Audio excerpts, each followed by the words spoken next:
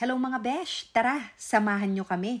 Magbo-bowling kami today. At dahil competitive kami, wala talagang magpapatalo. Tingnan nyo naman ang asawa ko. Palaban! Char! Siyempre, di rin ako magpapakabog.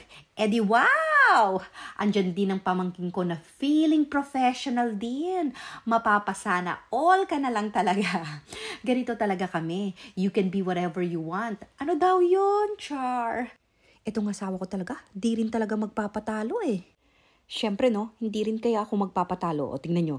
Tingnan nyo. Oh, hi, isa na lang. Matatamaan ko kaya yung isa? Tingnan natin. Yeah! Ang galing ko talaga. Happy yarn. Dahil happy si ate girl, ayan. Siya na lang nang siya ang tumira at hindi na pinalaro yung iba.